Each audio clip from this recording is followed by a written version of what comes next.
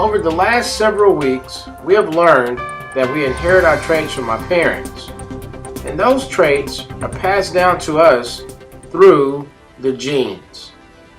So what happens if you inherit a gene that can cause a genetic disorder? In this lesson, we will learn about genes and hereditary disorders.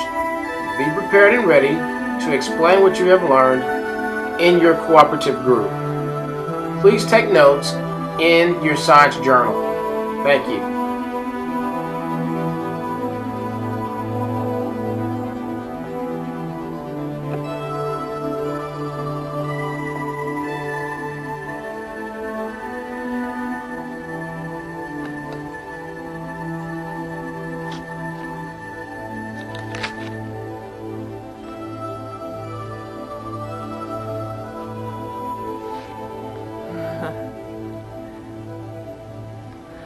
A birth announcement is always good news, but for me it's more than that.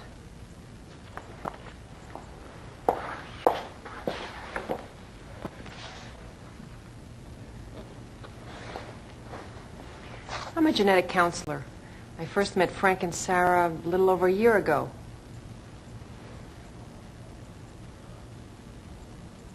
My obstetrician wanted me to see you. I don't know what the problem is. We have 2 fine, healthy kids, and we want to have another. But he says she's too old. He didn't say that. He said there might be higher risks at my age. I'm 36. Well, I'm glad you came in. Certain birth defects are more common in children born to older mothers. But that doesn't mean both of you can't have another perfectly normal child.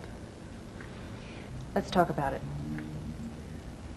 In the nucleus of each human cell, there are structures called chromosomes. Each cell has 46 chromosomes, comprised of 23 pairs.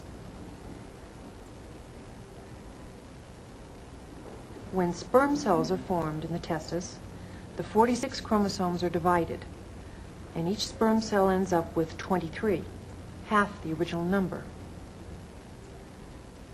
A similar process takes place when an egg cell is formed in the ovary.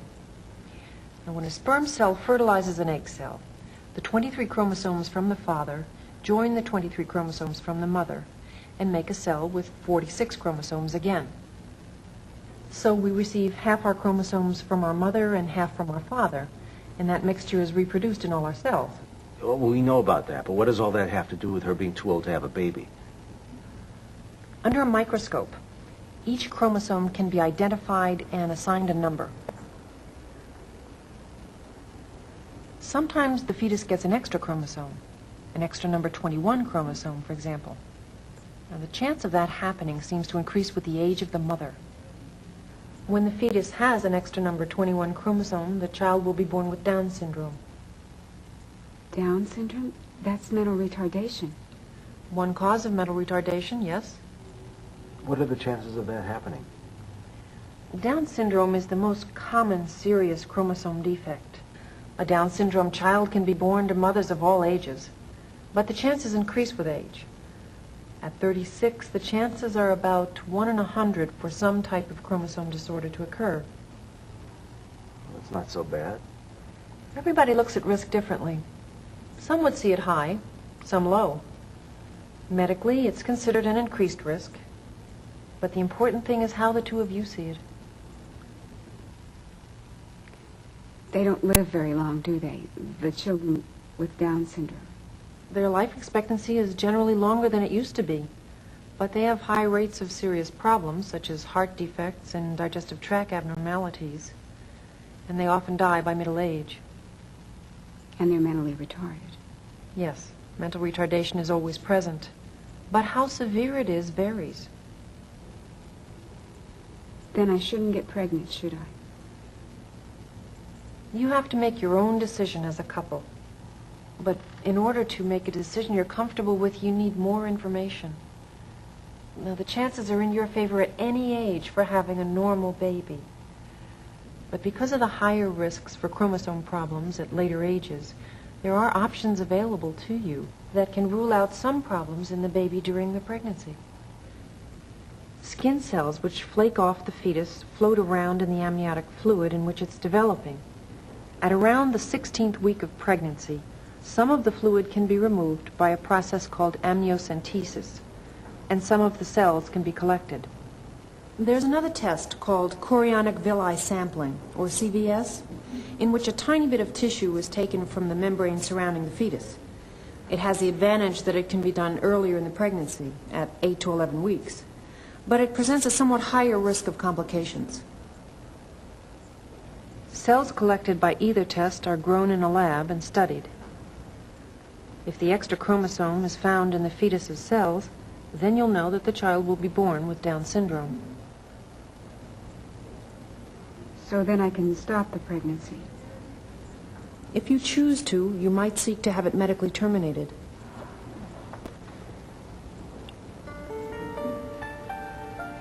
But whatever you choose, it's important that the two of you reach your own decision.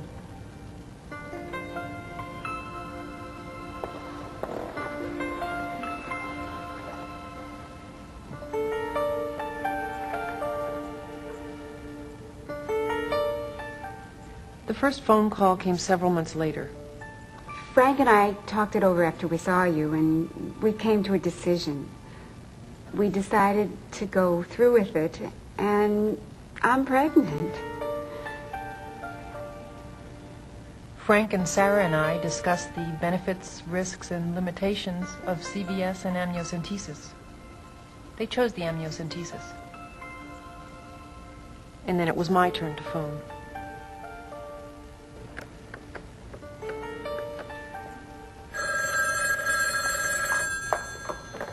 Hello? Sarah, this is Jane Wilson. The tests are back from the lab. The chromosomes are normal.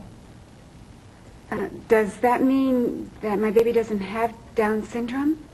That's right. The tests also tell which sex the baby is. Would you like to know? Yes. It's a boy. Honey, it's a boy. It's a boy.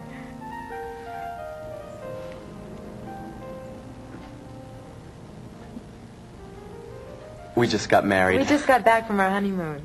And the rabbi told us that we should come and see you. Something about something called Tay-Sachs disease?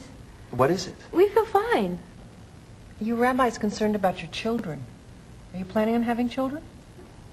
Yes. Okay.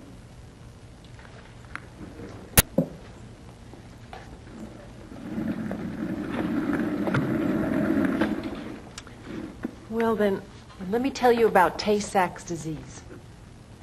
It's hereditary, and it's transmitted by a recessive gene. Now, the chromosomes in our cells are made up of DNA. DNA is a thread-like substance, shaped like a long, twisted ladder. The rungs of the ladder are made of 4 different chemical units, 2 units to a rung. The varying sequence of the different kinds of rungs makes up a code in which all our genetic information is recorded. It takes 500 to 2,000 of those rungs to make a single gene. Now, each chromosome is made up of many genes, and each gene carries an element of hereditary information from one generation to another.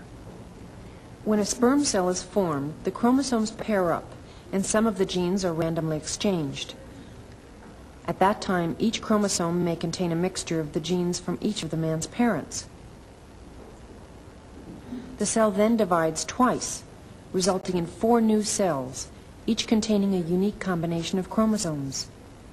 Each egg cell also has its own unique combination. So your baby would be half you and your ancestors, and half you and yours.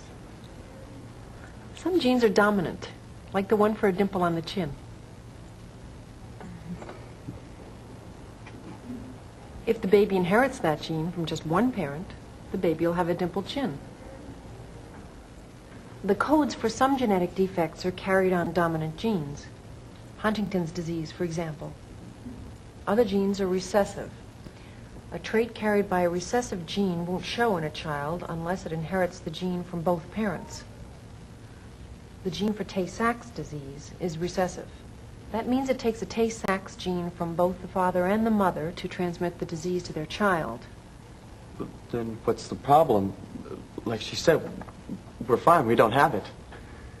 If you had it, you wouldn't be here.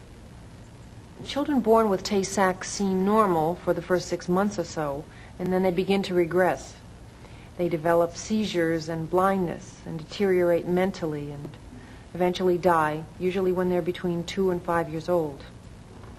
Well, you don't have it, but you could be carriers if you have just one gene for Tay-Sachs in your cells. But why us? Why do you think we have it? Why did the rabbi tell us to come see you? Yes, does he know something we don't? You're both Jewish? And your ancestors on both sides came from Eastern Europe. Is that right? That's right. How'd you know that? And what does that have to do with Tay-Sachs disease? Jewish people with roots in Eastern Europe have around a 1 in 30 chance of carrying the gene for Tay-Sachs. I don't understand. A couple who were here earlier said the same thing. I don't understand. Neither do I. Why do you think that we might be carriers for sickle cell anemia? We're not sick. We feel fine. Sickle cell anemia is a genetic disease that deforms red blood cells so they can't carry oxygen normally. It's carried by a recessive gene. Black people of African origin have a 1 in 10 chance of having that gene. But why us? Certain genetic diseases are more common in specific ethnic groups. In the Caucasian population, there's a 1 in 25 chance of carrying the gene for cystic fibrosis. Now, that's a disease that causes lung infections and intestinal problems. What happens is that the same genes tend to get concentrated in the cells of groups of people who have kept together and intermarried over a long period of time. Like cousins marry. That's more extreme, but yes. So what are our chances? What if we both have the gene for Tay-Sachs? Will our kids have the disease? If you're a carrier, you'll have the Tay-Sachs gene in half your sperm cells. If your wife is a carrier, she has it in half of her egg cells. Statistically, if both of you are carriers, the chance that a sperm and an egg with the genes for Tay-Sachs will be paired is 1 out of 4. That makes it a 25% chance that your child would have the disease. Well, what do we do? First, we should make a family pedigree. That's a family history that lists all the relatives you can trace or remember in both of your families. That way we can find out if there's a history of Tay-Sachs or any other genetic disease. The absence of it wouldn't guarantee you're not carriers, but its presence would be an indication that you might be.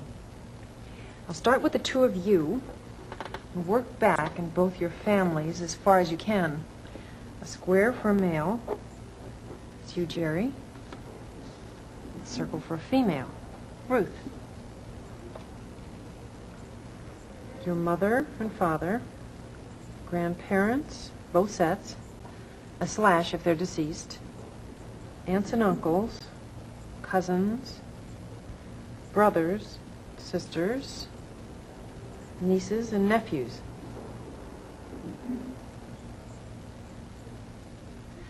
Now, do you know of anyone who died at an early age, perhaps in early childhood? There was a cousin on my father's side. I think I had an uncle who died when he was 3 or 4. We'll have to ask questions and find out. Ruth and Jerry went out and asked questions in their families and collected medical records. 2 early unexplained childhood deaths in Jerry's family, and 1 diagnosed as Tay-Sachs and Ruth's.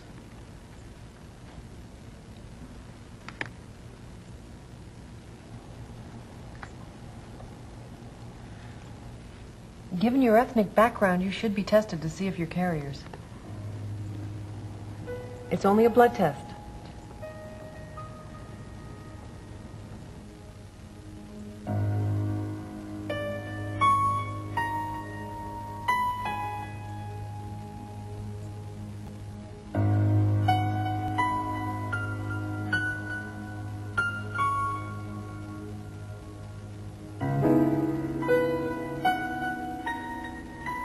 Now what do we do?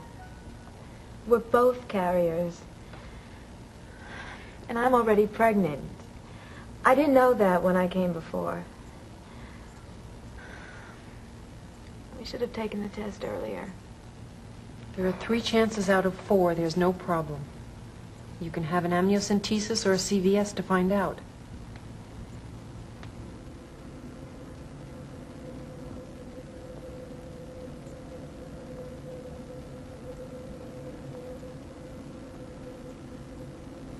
The test came back positive for Tay-Sachs. What would you do? What do other people do? What other people do isn't important. You're the ones who are going to have to live with this decision.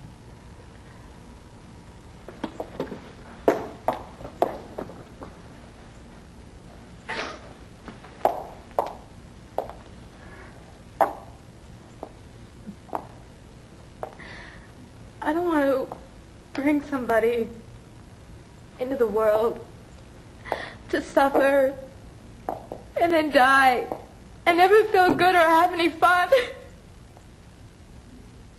I just couldn't stand it. It wouldn't be right. I don't want to do that.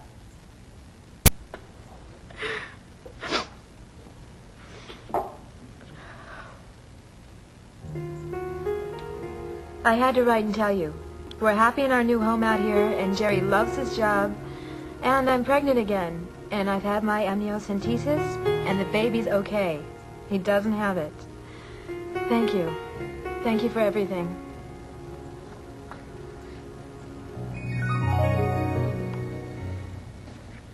I'm scared. So am I. We really want to have a baby, but All the things you read about and hear about. I mean, retarded kids, kids with no arms, kids kept alive on machines. and the things in the environment, the pesticides, lead, x-rays, viruses, German measles. Her doctor said we should come and talk to you. I'm scared, and I think I have good reason to be scared. I don't want to give birth to an abnormal child. I can understand your concern, but let's put it in perspective. It's true. 3 to 4% of all children born are born with a major birth defect. Among the common genetic diseases are Down syndrome, cystic fibrosis, spina bifida, dwarfism, and muscular dystrophy. But that means that 96 to 97% of all children are born normal and healthy. As long as there's no family or personal history increasing your risk, and if you receive proper medical care during pregnancy, the odds are way in favor of your giving birth to a normal child. Well, that's okay, but it's not the odds I'm worried about. I'm concerned about... It's understandable to be concerned about the other 3 to 4% risk. That's a risk all prospective parents face. And there are ways of ruling out higher risks. Oh, what kind of ways? First, the 2 of you can make a family pedigree. Find out if there's any history of genetic disease in either of your families. There may be special genetic tests available to you. There's also a device called ultrasound that makes it possible to see a fetus inside the womb and sometimes determine if there are any gross physical abnormalities.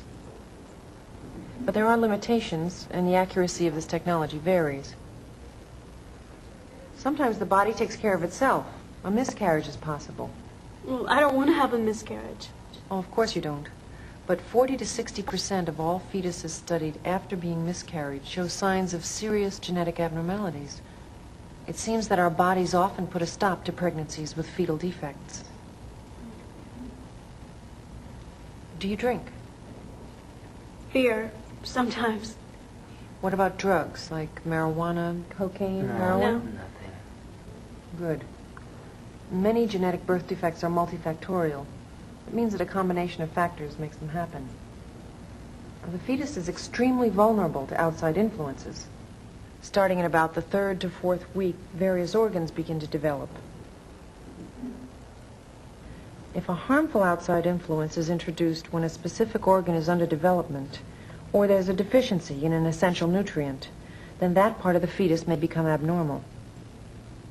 Pregnant women who drink heavily have a high risk of delivering a child with a combination of birth defects called fetal alcohol syndrome. It's a common cause of mental retardation. Well, I don't have to drink beer. Okay. Are you diabetic? No. Epileptic? Do you have any other illnesses for which you're taking medication? No. Some medicines cause birth defects. There's a medicine many people take to treat acne, for example, that can cause serious problems. Before you become pregnant, it's important to tell your doctor about any medicines you're taking. Okay, so there are things we can do.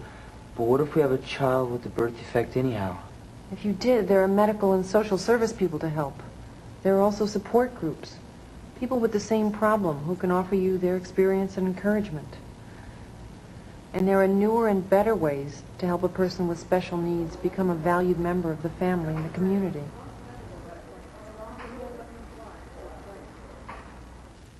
But you need to be aware of both sides. Good home and medical care is often extremely expensive and not always readily available. And there can be sorrow and continuing hardship for the parents and for the other children in the family, as well as pain and suffering for the affected child. And there can be love and hope. What if our parents hadn't taken the chance with us?